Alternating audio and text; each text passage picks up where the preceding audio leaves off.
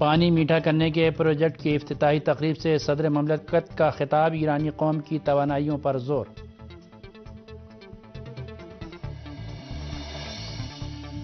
ایرانی قوم اپنے بڑھتے ہوئے قدم نہیں روکے گی، استنبول میں ایران کے چیف ایٹمی مذاکرات کار کی پریس کانفرنس۔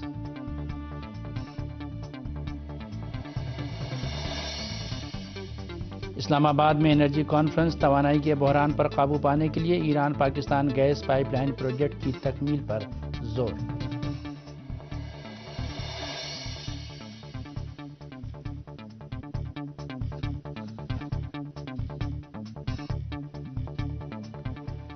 بسم اللہ الرحمن الرحیم، درود و سلام ہو محمد و آل محمد پر۔ ناظرین السلام علیکم، میں علی عباس رضوی خبرنامے کے ساتھ آپ کی خدمت میں حاضر ہوں۔ ہماری ویب سائٹ کا پتہ ہے urdu.sahartv.ir، ہمارا ای میل ایڈریس ہے khabrein@sahartv.ir، اور انٹرنیٹ پر براہ راست ہماری نشریات آپ ان پتوں پر ملاحظہ فرما سکتے ہیں: urdu.sahartv.ir/iOS، urdu.sahartv.ir/Android اور urdu.sahartv.ir/live۔ لیجیے اب آپ خبریں تفصیل سے ملاحظہ فرمائیے۔ اسلامی جمہوریہ ایران کے صدر نے کہا ہے کہ ایران کی معیشت میں اتنی توانائی موجود ہے کہ وہ تیل کی آمدنیوں پر بھروسہ کیے بغیر ترقی و پیش رفت کر سکے۔ صدر احمدی نژاد نے جمعرات کو ایران کے جنوبی صوبے ہرمزگان کے صوبائی عہدیداروں سے خطاب کرتے ہوئے کہا کہ پچھلے 100 سال سے تیل ایران کے ذرائع آمدنی میں شامل ہوا ہے، جبکہ ملت ایران کی تاریخ، تہذیب اور تمدن بہت پرانا ہے اور ہمیشہ اپنے پیروں پر یہ قوم کھڑی رہی ہے۔ انہوں نے کہا کہ آج بھی تیل کی آمدنی پر بھروسہ کیے بغیر ایران کی معیشت ترقی کر سکتی ہے۔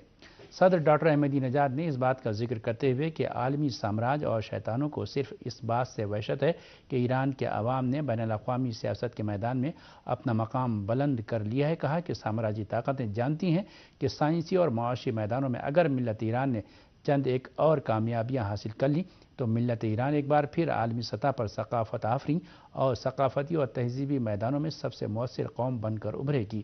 اسلامی جمہوریہ ایران کے صدر نے کہا کہ زراعت اور معدنیات کے میدان میں ایران کے پاس بے پناہ توانائیاں اور صلاحیتیں پائی جاتی ہیں۔ انہوں نے کہا کہ ایران کے سبھی رقبے سے صرف 14 ملین ہیکٹر زمین کو زراعت کے لیے استعمال کیا جاتا ہے، جس سے 120 ملین ٹن پیداوار ہوتی ہے۔ انہوں نے کہا کہ زمینوں کو بہتر اور قابل زراعت بنا کر اس شرح کو 3 گنا زیادہ بڑھایا جا سکتا ہے۔ صدر ڈاکٹر احمدی نژاد نے کہا کہ اس کام کے لیے ایران کے پاس وسائل بھی ہیں اور افرادی قوت بھی موجود ہے۔ صدر احمدی نژاد نے کہا کہ ایران معدنیات کی گزرگاہ پر واقع ہے اور دنیا میں معروف معدنیات کی 70% قسمیں ایران میں پائی جاتی ہیں۔ صدر احمدی نژاد نے کہا کہ مگر اس وقت صرف 400 ملین ٹن ہی معدنیات کو ایک سال میں نکالا اور ان سے استفادہ کیا جاتا ہے۔ خلیج فارس کے پانی کی سپلائی اور میٹھا کرنے کے قومی پروجیکٹ پر کام جمعرات کو صدر احمدی نژاد کی موجودگی میں شروع ہو گیا۔ اسلامی جمہوریہ ایران کے صدر ڈاکٹر محمود احمدی نژاد نے جو جمعرات کی صبح بندر عباس پہنچے تھے، پانی میٹھا کرنے اور خلیج فارس کے پانی کی سپلائی کے پروجیکٹ پر کام شروع کرنے کا باضابطہ حکم جاری کیا۔ صدر احمدی نژاد نے اس عظیم و تاریخی پروجیکٹ پر کام کے آغاز پر اپنی خوشی کا اظہار کرتے ہوئے اس پروجیکٹ میں شریک سبھی سرمایہ کاروں، لوگوں، ایڈوائزروں اور ٹھیکیداروں کا شکریہ ادا کیا۔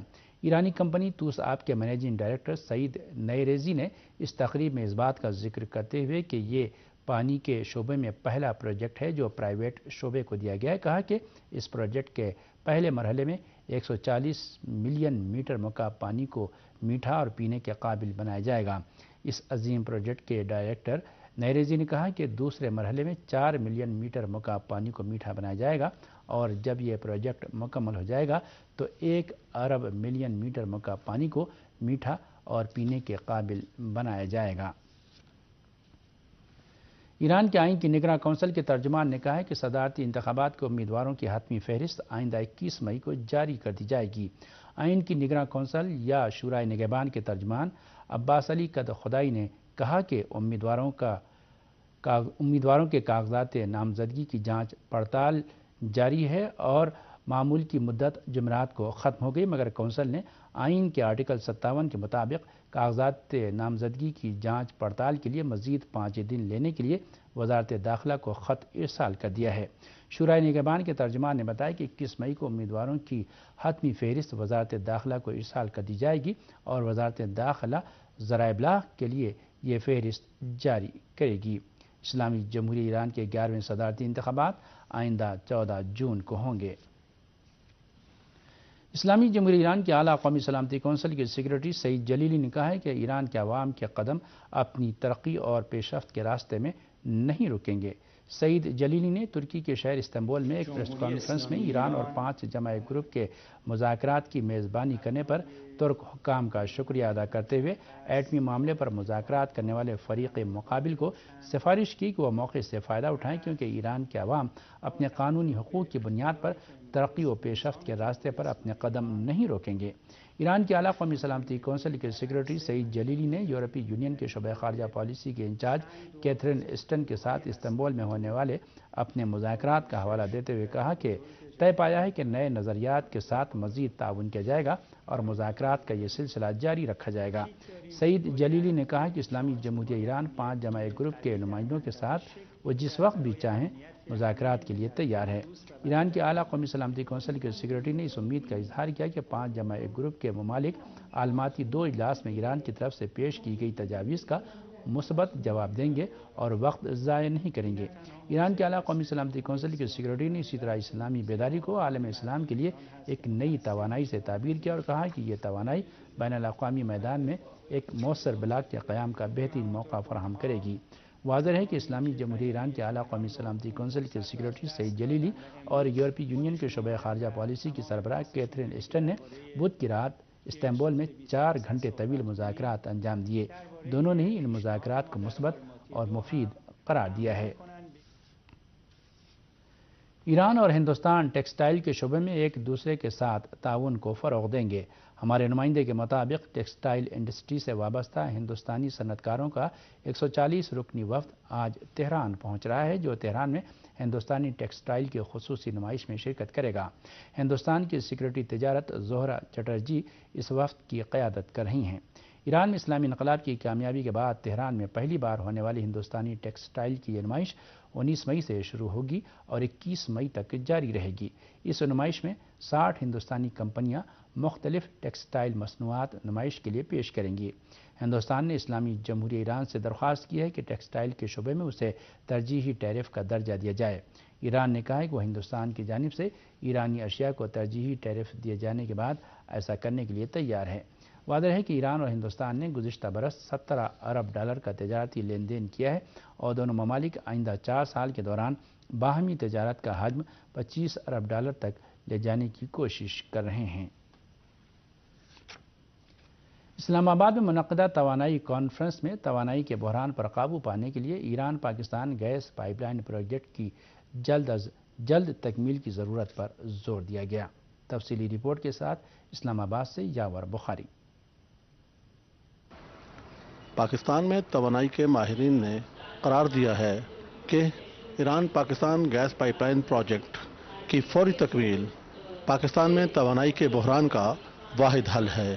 اسلام آباد پالیسی ریسرچ انسٹی ٹیوٹ کے زیر اہتمام یہاں اسلام آباد کے ایک مقامی ہوٹل میں پاکستان میں توانائی کا بحران اور اس کا حل کے موضوع پر 2 روزہ قومی توانائی کانفرنس کا انعقاد کیا گیا، جس کی مختلف نشستوں میں توانائی کے متعدد ماہرین نے اظہار خیال کرتے ہوئے کہا کہ پاکستان میں توانائی کے بحران کے حل کے لیے Iran Pakistan gas pipeline project کی فوری تکمیل ناگزیر ہے، جبکہ ملک بھر میں چوری ہونے والی بجلی کے حوالے سے لائن لاسز کو کم کرنا، متبادل توانائی کے ذرائع تلاش کرنا اور کوئلے سے بجلی پیدا کرنے کے منصوبے بنانا بھی بہت ضروری ہیں۔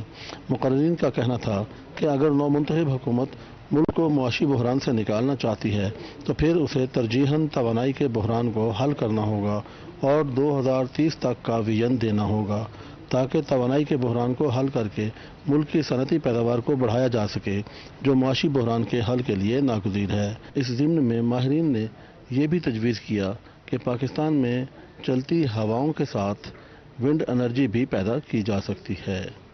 اب یہ آئندہ آنے والی حکومت کے ہاتھ میں ہوگا کہ وہ پاکستان میں توانائی کے بحران کو حل کرنے کے لیے Iran Pakistan gas pipeline project پر کس انداز میں کام کرتی ہے۔ یاور بخاری، سہار عالمی نیٹ ورک، اسلام آباد۔ مقبوضہ فلسطین میں لا کر بسائے گئے صہیونیوں نے ایک بار پھر مسجد الاقصی میں داخل ہو کر اس مقدس مقام کی بے حرمتی کی ہے۔ فلسطینی ذرائع کے مطابق مسجد الاقصی کے احاطے میں داخل ہونے والے صہیونیوں کے اس گروہ کو اسرائیلی فوج کی حمایت حاصل تھی۔ ایک اطلاع یہ ہے کہ سینکڑوں کی تعداد میں صہیونیوں نے غرب اردن کے مغربی کنارے کے علاقے بلاتا میں واقع حضرت یوسف علیہ السلام کے روضہ مبارک پر حملہ کر دیا ہے۔ حملہ کرنے والے صہیونیوں کو اسرائیلی فوجیوں نے اپنی حفاظت میں لے رکھا تھا۔ اس رپورٹ کے مطابق اس حملے کے بعد بلاتا کے مکینوں اور صہیونی فوجیوں کے درمیان جھڑپیں بھی ہوئی ہیں۔ اسرائیلی فوجیوں نے روضہ نبی کی بے حرمتی کے خلاف احتجاج کرنے والے فلسطینیوں پر گیس کے گولے پھینکے اور انہیں صوتی بموں سے نشانہ بنایا۔ صہیونی فوجیوں کے حملے میں متعدد فلسطینی زخمی بھی ہوئے ہیں۔ بدھ کے روز اقوام متحدہ کی جنرل اسمبلی سے منظور کی جانے والی شام مخالف قرارداد کے خلاف زبردست عالمی رد عمل سامنے آیا ہے۔ اقوام متحدہ میں شام کے مستقل نمائندے نے اس قرارداد کو بحران شام کے حل کے لیے کی جانے والی سفارتی کوششوں کے لیے دھچکا قرار دیا ہے۔ بشار جعفری نے کہا کہ اس قرارداد کا مقصد مخالفین کے اتحاد کو قانونی حیثیت دینا اور دمشق حکومت کو ختم کرنا ہے۔ انہوں نے واضح کیا کہ بعض ممالک شام کے بحران کو ہوا دینے اور اس قوم کے مستقبل سے کھیلنے کی کوشش کر رہے ہیں۔ بشار جعفری نے اس بات کی جانب کھل کر اشارہ کیا کہ غیر ملکی انٹیلیجنس کے حمایت یافتہ ہزاروں غیر ملکی دہشت گرد شام میں موجود ہیں جو بے گناہوں کا خون بہا رہے ہیں۔ انہوں نے یہ بات زور دے کر کہی کہ اس قرارداد میں دہشت گردوں کے بارے میں ایک لفظ بھی نہیں لکھا گیا۔ بشار جعفری نے کہا کہ اس قرارداد کے تیار کرنے والوں کو دہشت گردی کی مذمت کرنے میں کوئی دلچسپی نہیں ہے کیونکہ وہ خود اپنی مذمت کیسے کر سکتے ہیں۔ اقوام متحدہ میں شام کے مستقل نمائندے نے کہا کہ ان کے ملک کے خلاف قرارداد منظور کرنے والے ممالک صرف اور صرف شام میں حکومت کی تبدیلی چاہتے ہیں اور انہوں نے شامی عوام کے مستقبل کو کھیل بنا رکھا ہے۔ روس نے بھی اقوام متحدہ کی جنرل اسمبلی میں منظور کی جانے والی شام مخالف قرارداد کی مخالفت کرتے ہوئے کہا ہے کہ ہم ایسے تباہ کن منصوبے کی کبھی حمایت نہیں کریں گے۔ اقوام متحدہ میں روس کے نائب سفیر الیگزینڈر پانکین نے واضح کیا کہ شام مخالف قرارداد کا مسودہ تیار کرنے والے ممالک نے بحران کے سفارتی حل کو بالکل نظر انداز کر دیا ہے۔ انہوں نے کہا کہ اس قرارداد میں انسان دوستانہ امداد اور شام کے اقتدار اعلیٰ جیسے مسلمہ عالمی اصولوں کو بھی یکسر نظر انداز کر دیا گیا ہے۔ چین نے بھی شام مخالف قرارداد کو مسترد کرتے ہوئے ایک بار پھر یہ بات زور دے کر کہی ہے کہ بحران شام کو مذاکرات کے ذریعے ہی حل کیا جانا چاہیے۔ چین کی وزارت خارجہ کے ترجمان نے کہا کہ بیجنگ سمجھتا ہے کہ شام کے بحران کو صرف اور صرف سیاسی طریقے سے ہی حل کیا جا سکتا ہے۔ انہوں نے کہا کہ شامی عوام کو ہی یہ حق حاصل ہے کہ وہ اپنے مستقبل کے بارے میں کوئی فیصلہ کر سکیں۔ اسلامی جمہوریہ ایران نے بھی اقوام متحدہ کی جنرل اسمبلی میں پاس کی جانے والی شام مخالف قرارداد کی مخالفت کا اعلان کرتے ہوئے کہا ہے کہ یہ قرارداد بحران شام کے پرامن تصفیے کی غرض سے کی جانے والی تمام سفارتی کوششوں سے انحراف کے مترادف ہے۔ اقوام متحدہ میں ایران کے مستقل مندوب محمد خزائی نے واضح کیا کہ شام مخالف قرارداد کا مسودہ اقوام متحدہ کے منشور اور عالمی قوانین کے بھی منافی ہے اور ایران ایسی قرارداد کو ہرگز قبول نہیں کرے گا۔ محمد خزائی نے کہا کہ اگرچہ بحران شام کے پرامن حل میں اقوام متحدہ کا کردار اہم ہے، لیکن حالیہ قرارداد سے شام کے خلاف محاذ آرائی کی نشاندہی ہوتی ہے۔ انہوں نے کہا کہ اس طرح کے رویے سے شام کے بحران میں الجھے ہوئے فریقوں کو معاملے کے پرامن حل کی غرض سے مذاکرات کی میز پر لانا ممکن نہیں رہے گا۔ اقوام متحدہ کے سیکرٹری جنرل بان کی مون نے کہا ہے کہ ہم امید کرتے ہیں کہ روس شام کے بحران کو حل کرنے میں پوری طرح مدد دے گا۔ بان کی مون نے شام کے بحران کے پرامن حل کے لیے روس کی کوششوں کا ذکر کرتے ہوئے کہا کہ ہم شام اور مشرق وسطیٰ کے سبھی مسائل کے حل میں روس کی شراکت کے تئیں پرامید ہیں۔ اقوام متحدہ کے سیکرٹری جنرل بان کی مون نے جو روسی حکام سے ملاقات کے لیے روس کے ساحلی شہر سوچی پہنچے ہیں، روسی خبر رساں ایجنسی انٹرفیکس سے اپنی گفتگو میں کہا کہ وہ روسی حکام سے اہم مسائل من جملہ شام کے مسئلے پر بات چیت کریں گے۔ سیکرٹری جنرل بان کی مون نے کہا کہ اقوام متحدہ بحرانوں کے حل اور خونریز تنازعات کو روکنے اور سبھی بحران زدہ علاقوں میں انسان دوستانہ امداد ارسال کرنے کے لیے روس پر بھی انحصار کرتی ہے۔ انہوں نے کہا کہ عالمی سطح پر قانون کی حکمرانی، عالمی سلامتی کی تقویت اور معاشی اور ماحولیاتی تعاون کے فروغ کے تعلق سے اقوام متحدہ کو روس کے تعاون کی بے حد ضرورت رہتی ہے۔ اقوام متحدہ کے سیکرٹری جنرل بان کی مون اپنے 4 روزہ دورے روس میں صدر ولادیمیر پوتن اور وزیر خارجہ سرگئی لاوروف سے بھی ملاقات کریں گے۔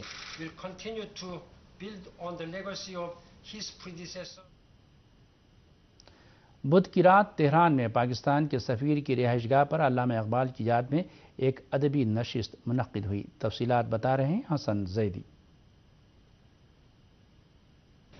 تہران میں پاکستانی سفیر کی رہائش گاہ پر ایک پروگرام منعقد کیا گیا جس کے دوران ایرانی شعراء نے علامہ اقبال کو خراج عقیدت پیش کیا۔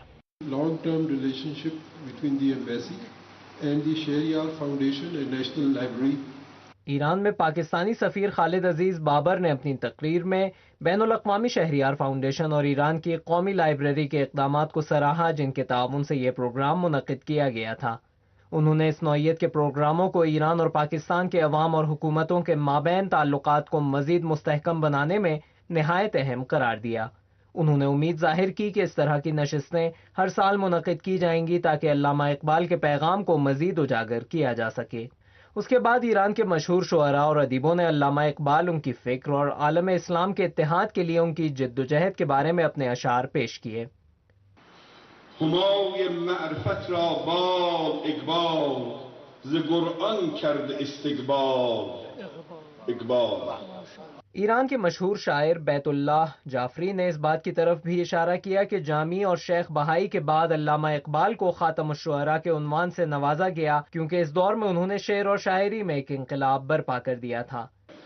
بعد جامی و شیخ بہائی گزین شاعر بود اقبال اقبال۔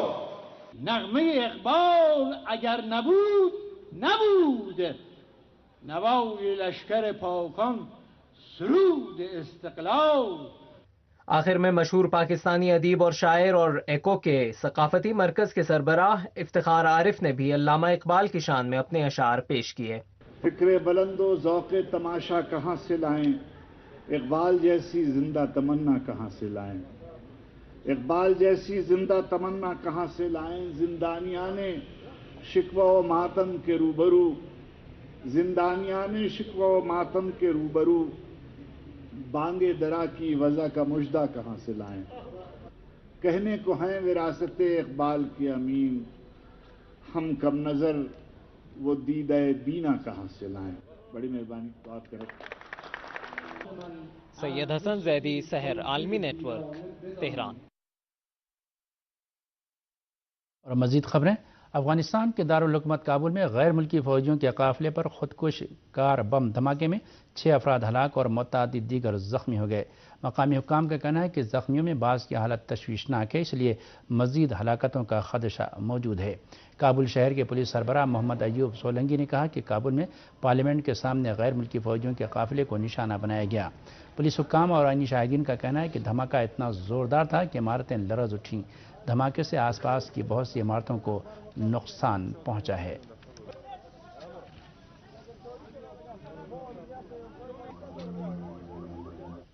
نیپال کے پہاڑی علاقے میں ہنگامی لینڈنگ کے دوران ایک طیارہ حادثے کا شکار ہو گیا جس کے نتیجے میں 21 افراد زخمی ہو گئے ہیں۔ نیپال کی پولیس کے مطابق طیارے میں غیر ملکی سیاح بھی موجود تھے۔ حادثے کا شکار طیارہ ہنگامی لینڈنگ کے دوران کالی گنداگی دریا میں گر کر تباہ ہوا۔ طیارے میں سوار 21 افراد زخمی ہوئے ہیں۔ زخمیوں میں 4 کی حالت نازک ہے، تاہم کوئی ہلاک نہیں ہوا ہے۔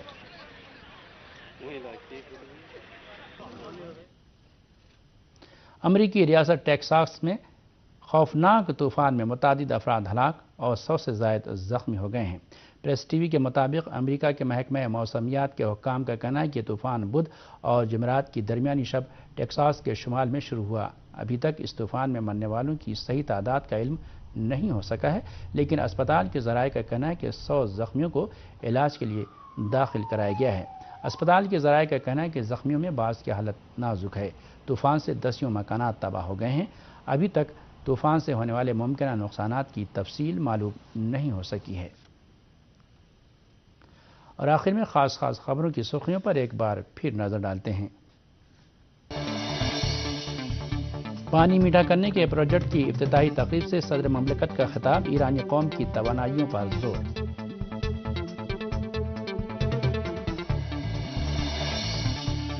ایرانی قوم اپنے بڑھتے ہوئے قدم نہیں روکے گی، استنبول میں ایران کے چیف ایٹمی مذاکرات کار کی پریس کانفرنس۔ لیجیے اب آپ خبریں تفصیل سے ملاحظہ فرمائیے۔ اسلامی جمہوریہ ایران کے صدر نے کہا ہے کہ ایران کی معیشت میں اتنی توانائی موجود ہے کہ وہ تیل کی آمدنیوں پر بھروسہ کیے بغیر ترقی و پیش رفت کر سکے۔ صدر احمدی نژاد نے جمعرات کو ایران کے جنوبی صوبے ہرمزگان کے صوبائی عہدیداروں سے خطاب کرتے ہوئے کہا کہ پچھلے 100 سال سے تیل ایران کے ذرائع آمدنی میں شامل ہوا ہے، جبکہ ملت ایران کی تاریخ، تہذیب اور تمدن بہت پرانا ہے اور ہمیشہ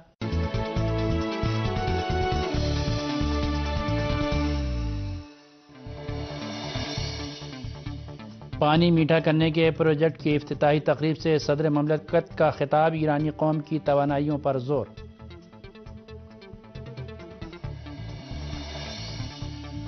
ایرانی قوم اپنے بڑھتے ہوئے قدم نہیں روکے گی، استنبول میں ایران کے چیف ایٹمی مذاکرات کار کی پریس کانفرنس۔ اپنے پیروں پر یہ قوم کھڑی رہی ہے۔ انہوں نے کہا کہ آج بھی تیل کی آمدنی پر بھروسہ کیے بغیر ایران کی معیشت ترقی کر سکتی ہے۔ صدر ڈاکٹر احمدی نژاد نے اس بات کا ذکر کرتے ہوئے کہ عالمی سامراج اور شیطانوں کو صرف اس بات سے وحشت ہے کہ ایران کے عوام نے بین الاقوامی سیاست کے میدان میں اپنا مقام بلند کر لیا ہے، کہا کہ سامراجی طاقتیں جانتی ہیں کہ سائنسی اور معاشی میدانوں میں اگر ملت ایران نے چند ایک اور کامیابیاں حاصل کر لیں تو ملت ایران۔ اسلام آباد میں انرجی کانفرنس، توانائی کے بحران پر قابو پانے کے لیے Iran Pakistan gas pipeline project کی تکمیل پر زور۔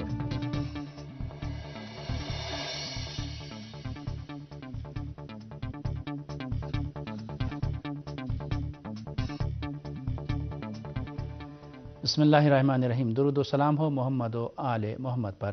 ناظرین السلام علیکم، میں علی عباس رضوی خبرنامے کے ساتھ آپ کی خدمت میں حاضر ہوں۔ ہماری ویب سائٹ کا پتہ ہے urdu.sahartv.ir، ہمارا ای میل ایڈریس ہے khabrein@sahartv.ir، اور انٹرنیٹ پر براہ راست ہماری نشریات آپ ان پتوں پر ملاحظہ فرما سکتے ہیں: urdu.sahartv.ir/iOS، urdu.sahartv.ir/Android اور urdu.sahartv.ir/live۔